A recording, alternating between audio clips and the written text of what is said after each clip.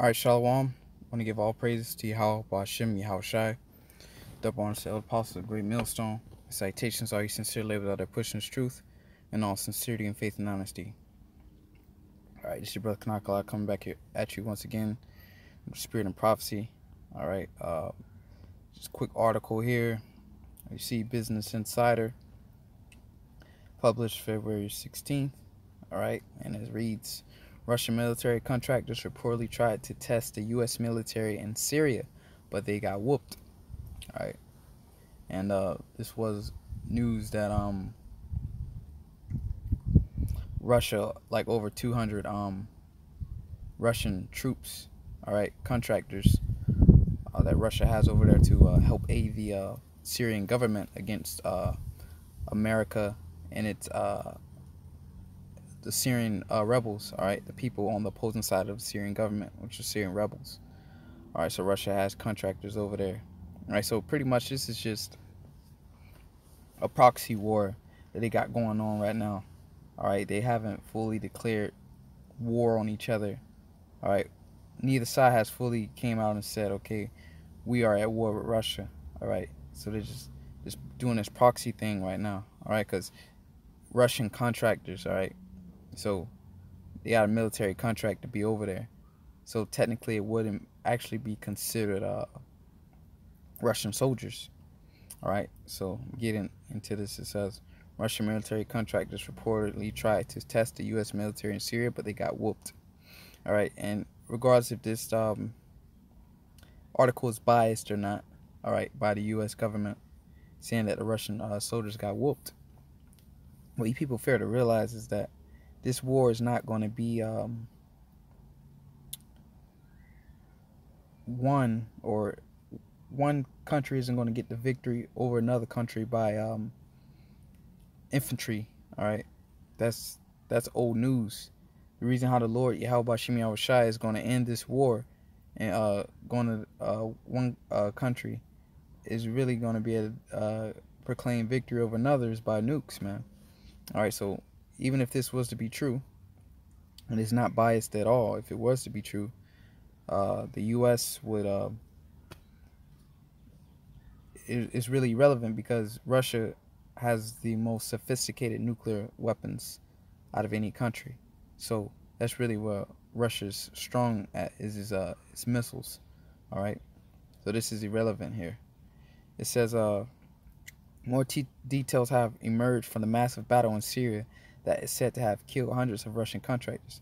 You know, this is pretty much showing you that Russia and America are so close to going head to head. All right, this World War III, all right, that you people are the mass of the people are completely oblivious to and says it'll never happen. All right, this is it hasn't been Russian casualties by America since the Cold War, man. All right, so we're in that time, man. It says, and it looks as if they tried to test the U.S. Reports have said that the forces loyal to the Syrian government advanced and fired at a U.S.-held position in Syria, because America's over there operating illegally over there in Syria. All right, they don't have permission to be over there. All right, and that the counterattack obliterated them. So they saying that the Syrian government attacked the U.S.-held positions, and that the counterattack led by the U.S. it destroyed them, so to say. So they saying that the U.S. government got the upper hand on them. It says it looks as if the Russian contractors and the Syrian-Iranian allies may be too weak to budge the U.S. without getting Russian military involved. See, and that's beautiful. So the contractors, like I said, the contractors are not really considered Russian soldiers. So you can't come out with a news article saying that Russia and America are at war. All right, because it's all about wordplay. So technically that wouldn't be accurate. So it says these contractors in the Syrian government are allies may be too weak without getting the direct Russian military involved. All right, which is beautiful. Okay, so they need the Russian military directly. All right, Russia can't send in a few contractors to go over there and fight the U.S. You need the direct Russian military, all right, to go over there and help them. All right, and that goes back to Ezekiel 38th chapter. Gog and Magog be a guard unto them, so Russia has to be a guard unto Syria and Iran. All right. It says more details have emerged from a massive battle in Syria that is said to have pitted hundreds of Russian military contractors. All right, and I think the number was about 200 Russian contractors, and the forces loyal to the Syrian government against the U.S. and its Syrian rebels allies, and it looks as if it was a mission to test the U.S. resolve. So this could be true. You know, they're going over there, test the waters a little bit before they completely, you know, declare all-out war upon each other. All right, you know, you got to test them, fill them out, you know, like you boxing. All right, the first couple rounds, that's just filling out. Okay, throw a jab, you know, then I might throw that power punch to see if he can take it. All right, and then if I throw that power punch and I see it wounds, it hurts him, like, oh shit, okay. All right, you fill him out. Damn, he can't really take my power. Or you throw that power punch and he takes it. You hit him hard as you can and he takes it. And you're like, damn. All right, I'm gonna have to come out with a different game plan because this man has a chin on him. He can take my my powerful hits, man. All right. So that's pretty much what that was. It says Bloomberg first reported this week that Russian military contractors took part in what the U.S. called an unprovoked attack on a well-known headquarters of the Syrian Democratic Forces, a rebel cohort that the U.S. has trained, equipped, and fought alongside for years. Okay, so once again, man, the United States of America has trained and equipped these rebels or these terrorists to fight against the whatever government that they're trying to overthrow. All right, in this case, it's the Syrian government. So the U.S. will train these rebels and equip them so they can actually have the means to fight against a whole government. All right, because how can a couple hundred or even thousands of Syrian rebels, all right, getting no funding from the government, who are they getting the funds from, or who are they being equipped with weapons from? Okay, it has to be somebody else funding them and helping them. All right, so that's how they're able to even stand a fight against the Syrian government. That's like us over here in the United States of America. We want to go against the government. All right, we have a few machine guns, you know, and it's about maybe 1,000, 2,000 of us. There's no way we will win, man. All right, because the U.S. government, they look at all the funding they got, look at all the resources they got, look at all the technology they got. There's no way we will be able to even stand against them if we didn't have some funding from a higher power. All right, you have to have that funding because the people really don't have much power.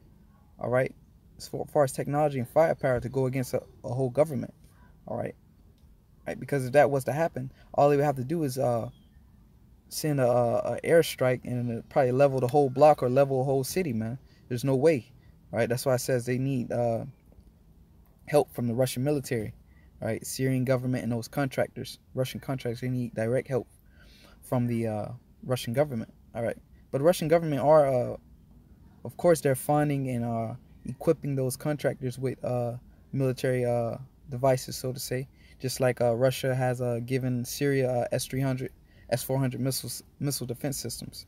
Okay, it says Reuters cited several sources on Friday as confirming that Russian contractors were among the attackers and that they took heavy losses.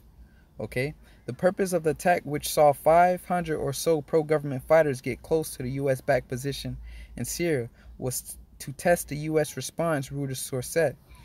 Okay, so like it is, they're testing the waters before they actually declare all-out war upon each other. And once again, this is really irrelevant because this war is not going to end by infantry wars. All right, infantry foot soldiers. It's not going to end that way. This war is going to end by thermonuclear missiles. All right. It says initial reports said pro-government forces launched a coordinated attack that included about 500 troops, 122 howitzers, tanks, multiple launch rocket systems. A source close to Wagner, the Russian military contracting firm, told Reuters that most of the troops were Russian contractors and that they advanced into a zone designated as a neutral under a deal between Russian military and the U.S.-led coalition against the terrorist group ISIS. The troops were reportedly sought to find out how the U.S. would react to encroachment into that zone. Forces operating Russian-made T-55 and T-72 tanks fired 20 to 30 tank rounds within 500 feet of the SDF base, which held some U.S. troops, said Dana White and Pentagon press secretary, according to the executive editor of Defense One. The U.S.-led coalition responded with the AC-130 gunships, F-15s, F-22s, Army Apache helicopter gunships, and Marine Corps artillery, according to the Lucas Tomlinson, a Fox News reporter. CNN also reported that HIMARS and MQ-9 drones were used in the attack. First off, all the bombers attacked, and then they cleaned up using Apaches, attack helicopters. Yevgeny Shabayev, a Cossack paramilitary leader with ties to Russian military contractors, told Reuters. The Reuters reported cites an unnamed source as describing Bloomberg's report that 300 Russians died as a broadly correct. So right here it states 300 Russians, but other sources say 200. So that's why you got to kind of, search out this thing. All right, get more than one source. All right, so that's why in some parts they say hundreds instead of giving you exact number like 200, 300. All right. It says the U.S. reported more than 100 dead, according to Reuters. Russia says only 5 of its citizens may have died in the attack. All right, so once again, this is biased. Russia says only 5, and they say 100. The Pentagon says only SDF fighters was injured in the attack. What might the Russians have learned from the tests? Okay. The pro-government forces operated without air cover from Russia's military. So, that's pretty much how war is fought, man. I remember I was getting ready to join the army, and a recruiter told me like that when the infantry goes in there, they always have air support, whether it be snipers facing down. All right, so when you send infantry into to take over a certain portion of land or to kill some enemies, they have air support watching and everything. All right, so either you have a plane flying over, you have snipers watching. So if somebody try to come in on the infantry, they're getting picked off. You get air support, or they're calling an airstrike and give them certain locations, longitude and latitude, where they need the airstrike delivered, so to say. It says the pro-government forces operated without air cover from Russia's military. The U.S.-led coalition apparently warned Russia of the attack, but it's unclear whether Russia's military passed on a notice to the troops on the ground. All right, the warning was 20 minutes beforehand, a source told Reuters. In that time, it was not feasible to turn the column around. All right, and that's pretty much it on that. I'm not going to read this whole article, but I'm going to just get into some precepts, and I'm going to branch off here. This is Isaiah 13:1, and matter of fact, I'm going to start at 1. The burden of Babylon, which is America, all right, which Isaiah the son of Amos did see. Lift ye up a banner upon a high mountain, exalt the voice unto them, shake the hand that may go into the gates of the nobles. All right, shake the hand. That banner is these scriptures, okay, because these scriptures have the blueprint of what's going to go down and ultimately what's going to happen. All right, it says, I have commanded my sanctified ones, all right, the men who you see on the highways and byways. I have called my mighty ones for my anger, even them that rejoice in my highness. The noise of a multitude in the mountains like as of a great people. That's why you got the valley of decision, the valley of troops down there. A tumultuous noise of kingdoms, of nations gathered together. The Lord of hosts mustered the hosts of the battle. That's the point. The Lord mustered the hosts of battle. So the Lord is gearing this thing up, man, for things to take place. And like I said, mentioned the ultimate end game, or the ultimate victory. Even though the Lord is going to come back and take all the crowns of all the nations, the ultimate victory is going to be through missiles, man. All right, this war is not going to be proclaimed by infantry or taking down 200 troops, man. This war is going to be declared by millions and billions of people being killed by nuclear warheads, man. All right, and it's a term called mutual assured destruction. There's going to be a mutual assured destruction, man. All right, so there's going to be mass casualties on each side. It says they come from a far country, from the end of heaven, even the Lord in the weapons of his indignation to destroy the whole land. All right. And those talking about the nuclear missiles. How ye, for the day of the Lord is at hand, shall come as a destruction from the Almighty. All right. But with that, man, I'm going to give all praise to Yahweh Shemi Al Shai, that wants the elder apostle of Great Millstone. Salutations, all you sincere laborers out there pushing this truth in all sincerity and faith and honesty.